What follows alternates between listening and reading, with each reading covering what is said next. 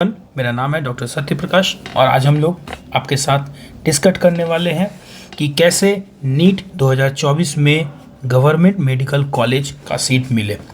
दोस्तों, अभी हम लोग के पास लगभग 3 महीने हैं। 3 महीने अगर है तो क्या ये पॉसिबल है? Is time enough to get a perfect preparation और क्या हमें सीट मिल सकती हैं? इस तरह के डाउट्स बच्चे को मन में अभी इस 3 महीने में बहुत आएंगी। आपके मन में आएगी कि क्या मैं वर्थलेस हूँ, क्या मेरे फिजिक्स इतने मजबूत हैं, है कि नहीं, या बहुत वीक है, मैं कर पाऊँगा, कैसे कर पाऊँगा, क्या मैं बायोलॉजी में 350 से ज़्यादा ला पाऊँगा, कैसे लाऊँ, ये मन में क्वेश्चन चल रहा होगा। मेरी सर कोई रूटीन नहीं है, मैं कैसे इसे फिक्स करूँ, इस पे कुछ बातें करेंगे। फिर हम लोग जो है हाउ टू सिट, बहुत बच्चे बैठ नहीं पाते हैं बहुत लंबे समय तक। एग्ज़ाम तो 3 से 4 घंटे का होना है, उसमें कैसे बैठे इस पे बात करेंगे। और जो रैंडम थॉट्स आते हैं पढ़ने के दौरान, आप जब पढ़ते रहते होंगे कहीं कहीं की बातें आती होंगी, उसे कैसे टैकल करना है ये भी हम लोग जानेंगे। और अपने नेगेटिव थॉट्स, कभी कभी हमारे नेगेटिव थॉट्स इतने ज़्यादा हम लोग पे हावी हो जाते हैं कि हम लोग स्ट्रेस्ड हो जाते हैं, पढ़ नहीं पाते हैं और अपने आप को वर्थलेस फील करने लगते हैं। इस पर ये बातें मैं करूँगा। व्हाट इफ़, क्या हो अगर इस समय भी, इस बार भी सीट ना मिले, नहीं मैं कर पाऊँ, तब क्या होगा? ये सब की जो नेगेटिव थॉट्स है ये यहीं लैंड अप करता है बच्चों, ठीक है। इसको कैसे डील करना है। How to make error free, बहुत बच्चे फिजिक्स बनाते हैं लेकिन कुछ कुछ गलतियां हो जाती हैं कैलकुलेशन में, ठीक है, तो उसे कैसे देखना है उसे देखेंगे हम लोग, ठीक है। How to memorise chemistry, chemistry के जो ऑर्गेनिक रिएक्शंस हैं, बेसिकली नेम्ड रिएक्शन, उसे याद रखने में बहुत बच्चों को दिक्कत होता है, तो उस पर बात करेंगे। फिजिक्स को कैसे जल्द से जल्द रिवीजन करें, क्योंकि फिजिक्स बहुत वास्ट है। एज पर से फॉर्मूले के अलावा तो कुछ है नहीं, लेकिन एक रिवीजन स्ट्रैटेजी में आपके फॉर्मूलेस भी आने चाहिए, आपका कैलकुलेशन भी होना चाहिए, या आपको वो बोलते हैं रिपीटेड टॉपिक्स भी कवर होते रहने चाहिए। तो कैसे जल्दी से जल्दी हम लोग फिजिक्स को रिवाइज करेंगे उस पर बात करेंगे, ठीक है। और टेस्ट सीरीज देने का क्या फ़ायदा होगा और सही टाइम क्या है, किस प्लेटफॉर्म का यूज़ करना चाहिए, इस तरह के भी बहुत मन में सवाल आते रहते हैं, इस पे भी डिस्कस करेंगे।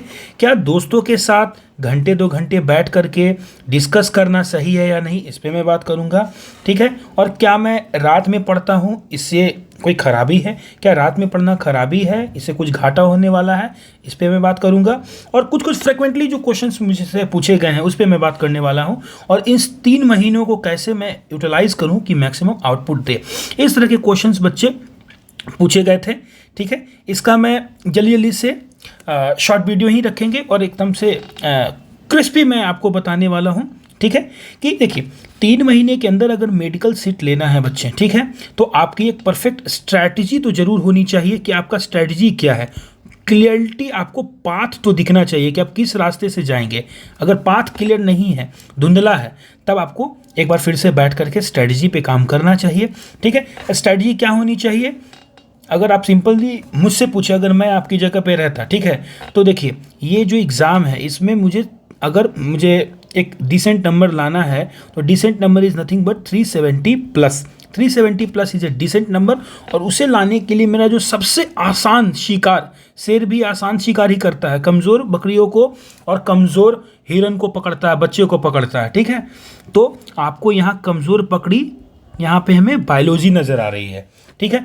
बायोलॉजी को तो छोड़ना नहीं है, वो कमज़ोर बकरी जो है आपको बहुत मदद करने वाला है, ठीक है। बायोलॉजी इज़ अ की टू सक्सेस।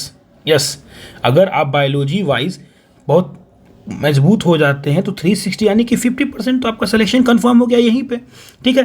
तो अपने बायोलॉजी को एनसीईआरटी से, एनसीईआरटी बच्चों में बोलूँगा कि NCERT plus PYQs equals to success, ठीक है। सक्सेस इन नीट, ये बहुत फार्मूला जो है, बहुत फेमस फार्मूला है, ठीक है। कि एनसीईआरटी और प्रीवियस ईयर क्वेश्चंस को आपने अगर सॉल्व कर लिया तो समझ लीजिए कि बहुत हद तक आप सक्सेस के करीब हैं।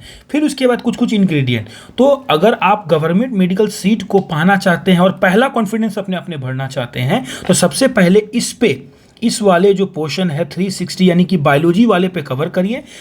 आप 1 सप्ताह बायोलॉजी पे अच्छे से कवर करके सिर्फ और सिर्फ समझिए कि बायोलॉजी ही पूछा जा रहा है, ऐसा करके 1 सप्ताह देखिए। जब आप कॉन्फिडेंस गेन करेंगे तब आपको केमिस्ट्री और फिजिक्स में इंटर करना है बच्चों।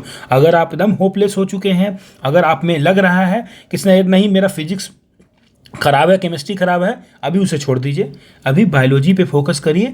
बायोलॉजी अगर आप कर लेते हैं तो आपका 50% सिलेक्शन है। और बताइए आप 2 सब्जेक्ट केमिस्ट्री और फिजिक्स जो इतना सो कॉल्ड टफ है बच्चों के लिए, वो करने पे भी आपको 360 मिल रहा है और सिर्फ ये इजी वाला बायोलॉजी भी मिल रहा है। तो पहले हम लोग इजी वाले बायोलॉजी पे अटैक करेंगे एक चीज़, ठीक है। इसके करने के बाद मैं बताऊंगा कि किस तरह से मैं आगे भी वीडियोस लेते आता रहूँगा, उसमें कैसे करना है, ठीक है, फिजिक्स और केमिस्ट्री को। लेकिन सबसे पहले बायोलॉजी में आप अपने कॉन्फिडेंस को आसमान पे पहुंचाएंगे।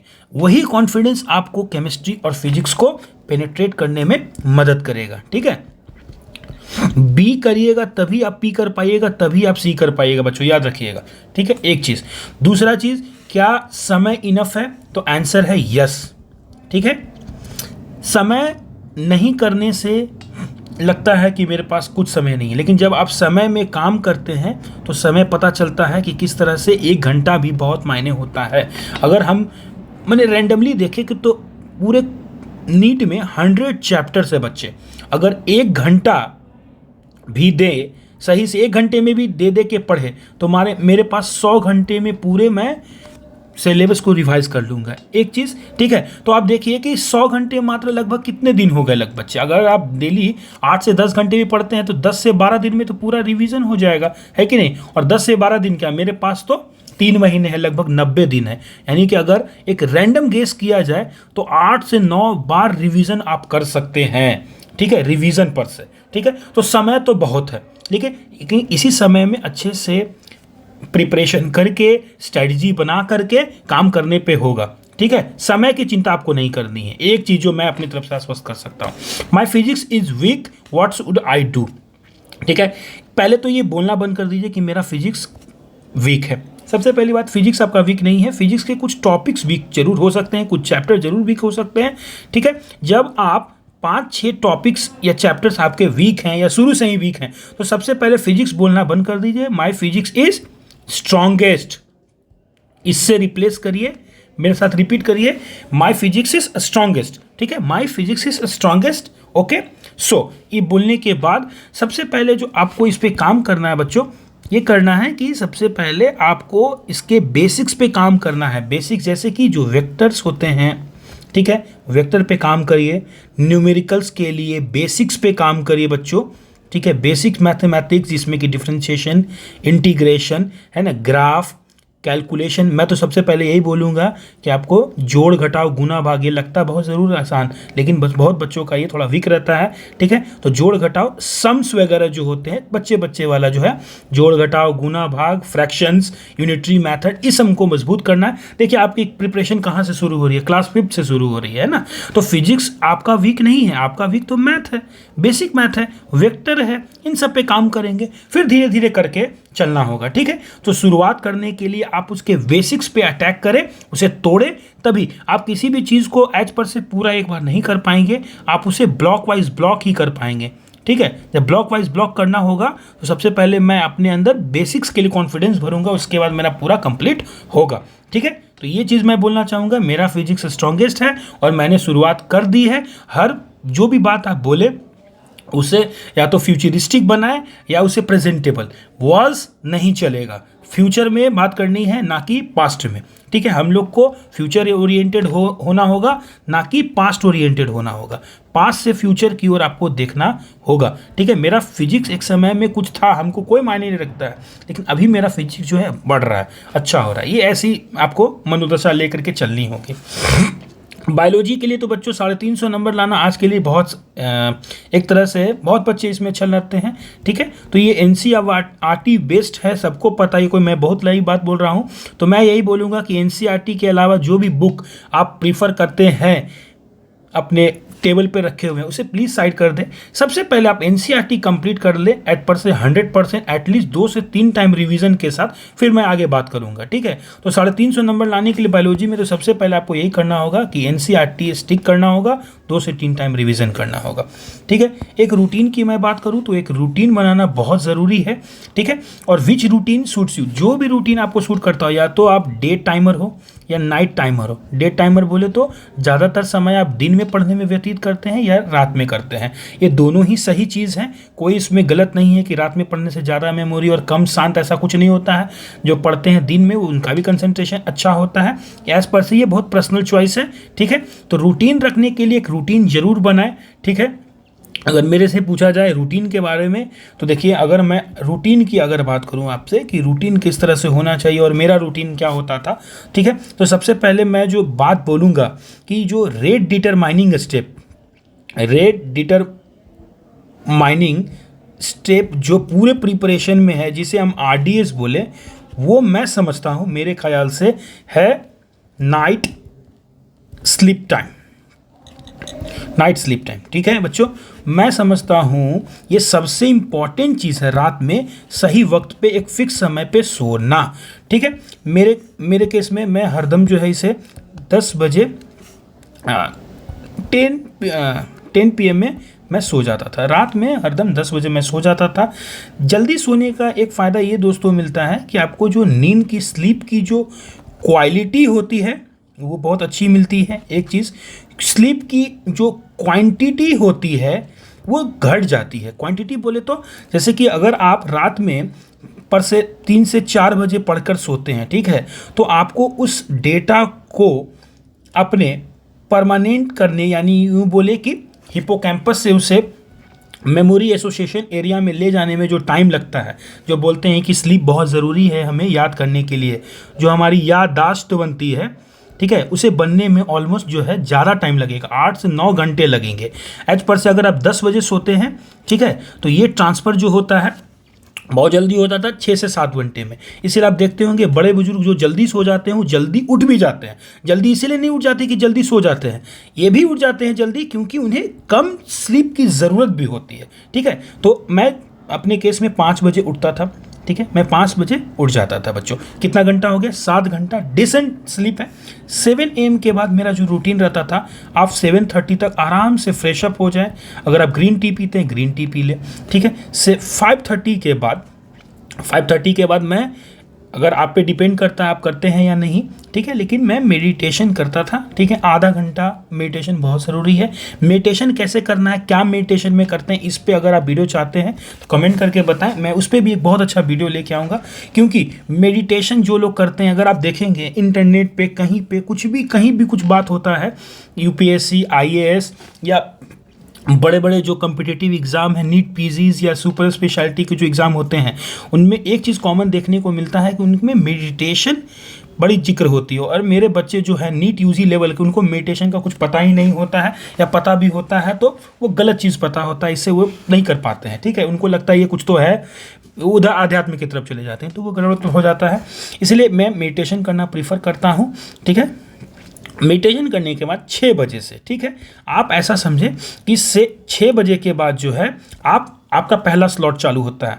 पहला स्लॉट 6 बजे से 9 बजे तक का रखें, एटलीस्ट 3 घंटे का बैठने का एक टाइम रखें, ठीक है। 9 बजे तक आप पढ़ने के बाद अपने आप को क्या करेंगे, शाबाशी देंगे और वहाँ से उठ करके इतना जब 3 घंटा पढ़ लेंगे, इसके बाद देखिए इसमें 9 बजे से लेकर के 10 बजे तक आपको क्या करना है, स्नान करना है। अगर आप पेरिनियली नहाते हैं, ठीक है, तो स्नान करना है।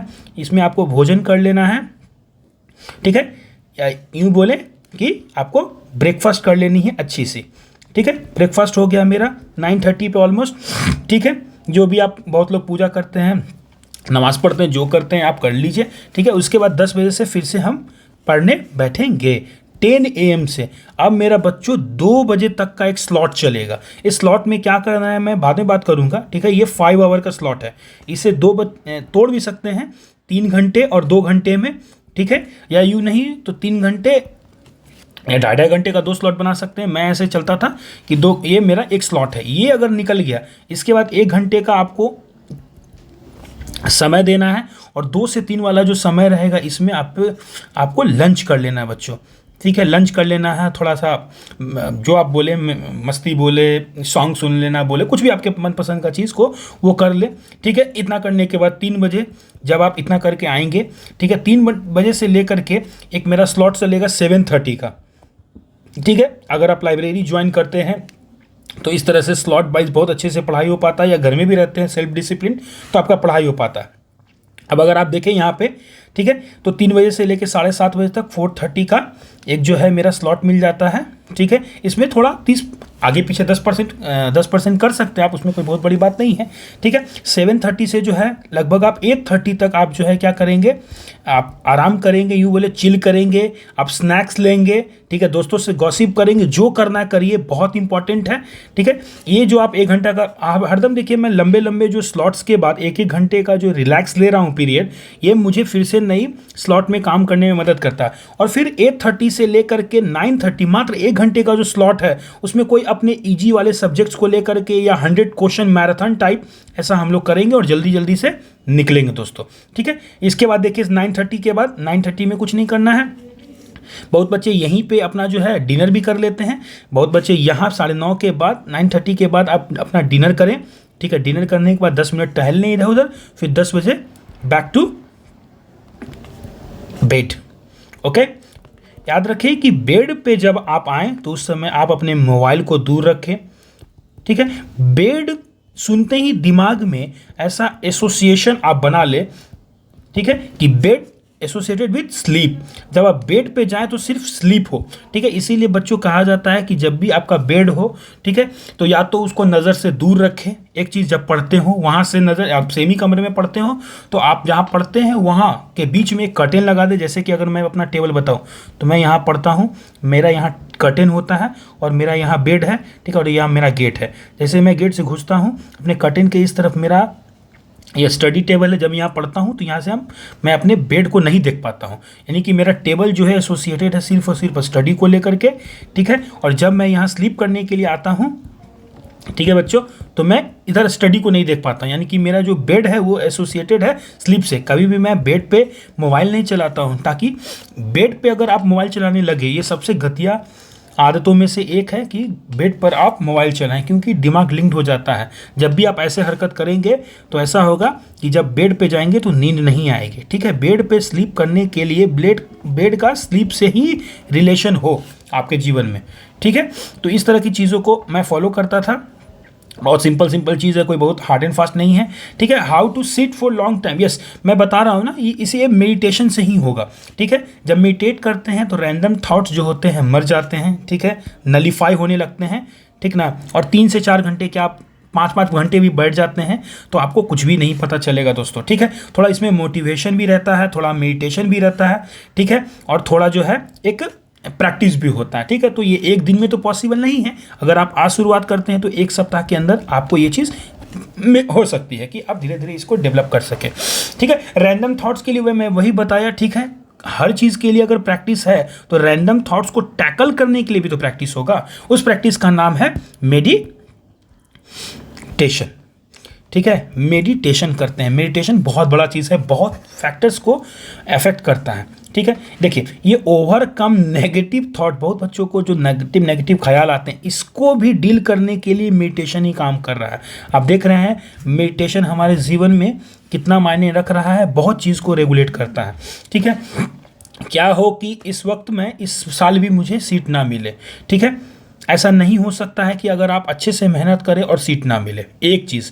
दूसरी चीज़ कि अगर आप इस तरह से, एक मैं बोलता हूँ, कर्ता भाव रखते हैं कि मैं करूँगा और मिल जाएगा, ठीक है, मैं करूँगा और मिल जाएगा, तो ऐसी तो चीज़ें हैं नहीं।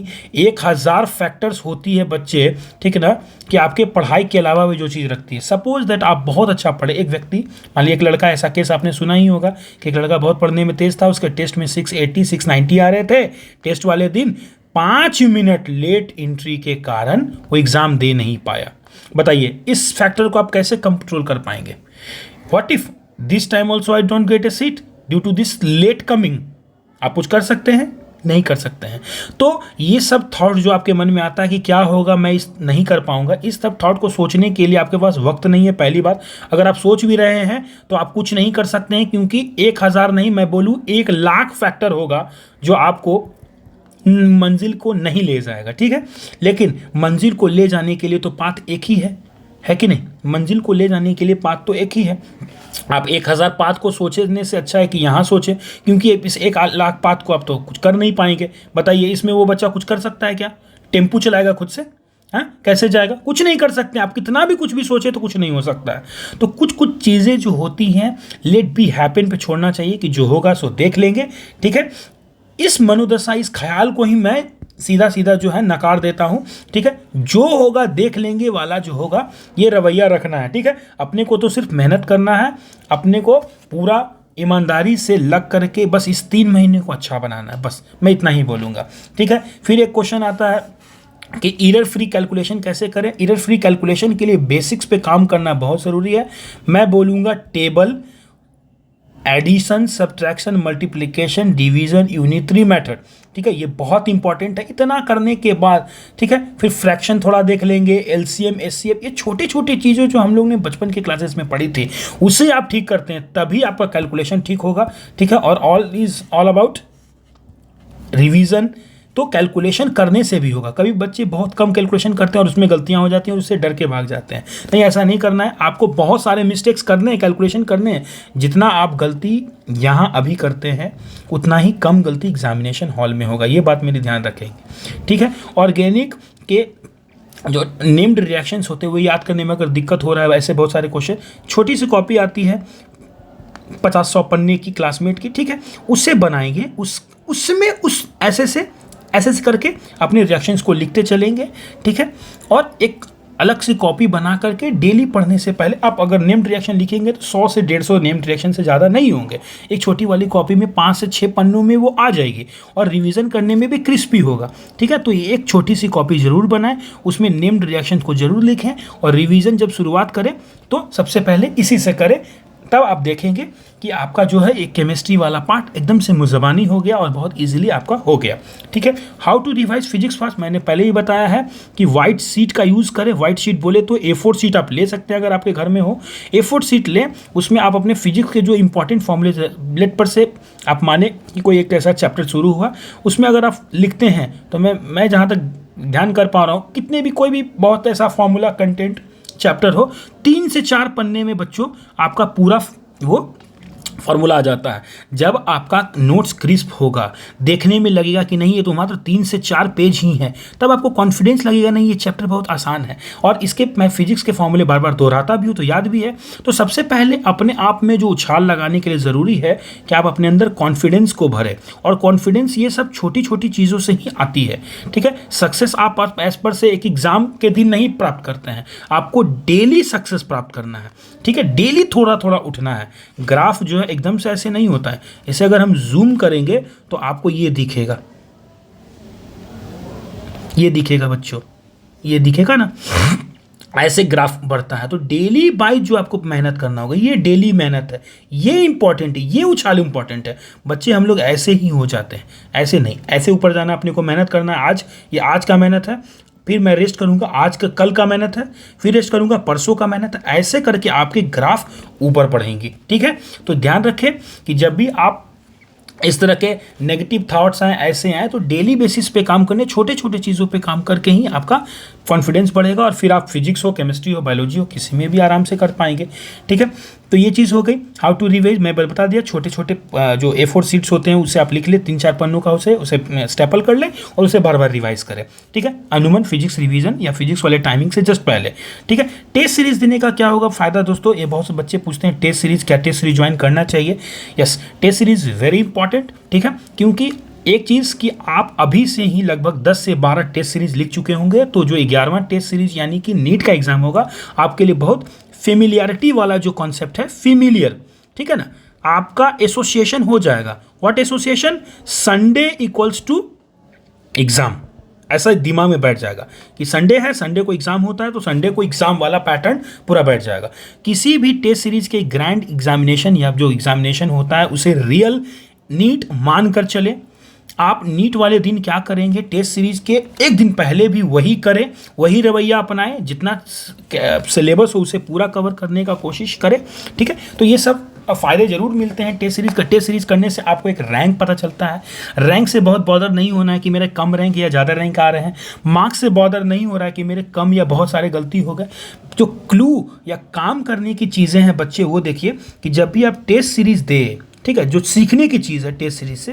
तो टेस्ट सीरीज में अगर एट पर से 200 क्वेश्चन आ रहे हैं, ठीक है, आपने कुछ भी नंबर आया, मैं उस पे बात ही नहीं करूंगा, लेकिन इस पे जो 2 पॉइंट पे काम करना, एक सिली मिस्टेक्स आपके कौन कौन हुए, उससे मैं अगली टेस्ट में, अगर मैं पहले टेस्ट दे रहा हूँ और सिली मिस्टेक मुझसे मान लीजिए 40 हो गया, ठीक है, तो मुझे बस इतना करना है कि इस 40 को अगले टेस्ट में 35 करना है, ठीक है बच्चों, या 30 करना है, धीरे धीरे ग्रेजुअली घटाना है, ठीक है। ग्रैंड टेस्ट से ये सीखिए, और ये चीज़ ये सीखिए, एक चीज़ और, कि 200 जो क्वेश्चंस होते हैं उससे आप टेस्ट करने वाले क्वेश्चंस ना समझे कि आपके टेस्ट कर रहा है, ये समझिए कि ये 200 क्वेश्चन फिलिंग क्वेश्चंस है, यानी कि आपके एग्जिस्टिंग जो ज्ञान है या यूँ बोले कि नॉलेज है, उसमें ये 200 कॉन्सेप्ट्स और ऐड ऑन करना है।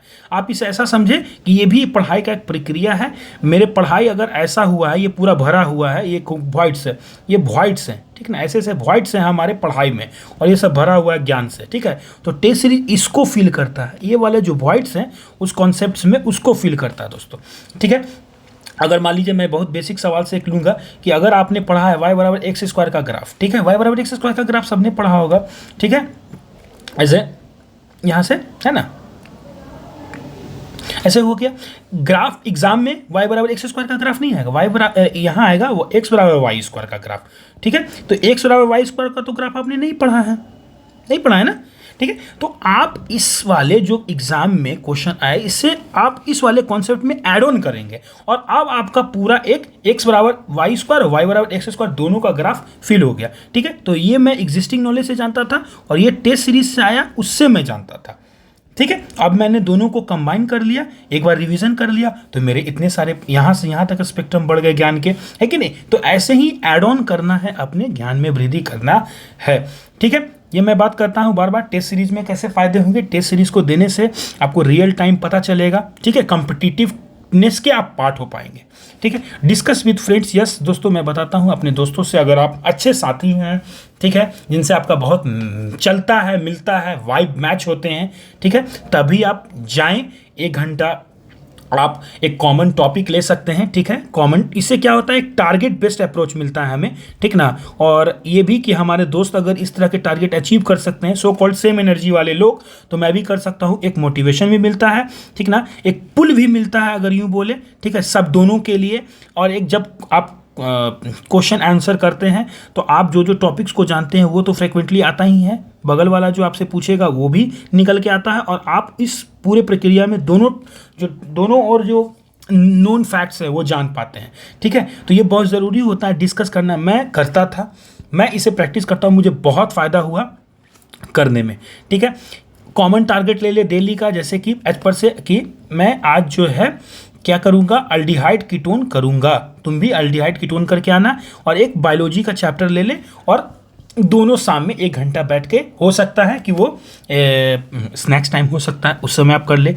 आपको अलग से भी समय निकालने की ज़रूरत नहीं है, आप उसी समय में कर भी सकते हैं, ठीक है। तो इसे आप देखें, अगर ऐसा सर्कल बन पाता है, लाइब्रेरी में कुछ मेट्स मिल पाते हैं तो आप कर सकते हैं, ठीक है। उसके बाद I am an not all, मैंने पहले ही बताया है कि रात पढ़ो या दिन, उससे कोई फ़र्क नहीं पड़ता, ठीक है। ज़रूरी ये है, सिर्फ एक चीज़ ये ज़रूरी है कि एग्ज़ाम टाइम जो है, एग्ज़ाम टाइम होता है उस समय आप ना सोएं, ठीक है। एक बात ज़रूरी ये है कि एग्ज़ाम का जो टाइमिंग है, लेट पर से मैं ये बताऊं कि अगर 12 बजे से समय है, ठीक है, बहुत वेरिएबल भी होते हैं कभी कभी समय, हम लोग के समय में 9 बजे से होता था, तो अगर 12 से लेकर 3:30 तक एग्ज़ाम हो रहा है दोस्तों, ठीक है, तो इस समय आपको नहीं सोना है। इस समय हो सके जितना आप कैलकुलेशन पढ़ाई वाले मोड में रहें, आप रात में पढ़ें तो लगभग 9-10 बजे उठ जाएं, और इस समय फिर से आप गेन कर ले अपने मोमेंटम को, ठीक है, क्योंकि यही एसोसिएशन बन जाएगा समय का और दिमाग के चलने का, ठीक है। तो इस तरह से आप देख सकते हैं how to use this 3 months maximum output, ठीक है। मैंने बताया कि आपको 3 महीने में कुछ नहीं करना, सबसे पहले confidence gained by biology, then further आपको फिजिक्स या केमिस्ट्री में जो ईजी लगे उसको अप्रोच कर सकते हैं,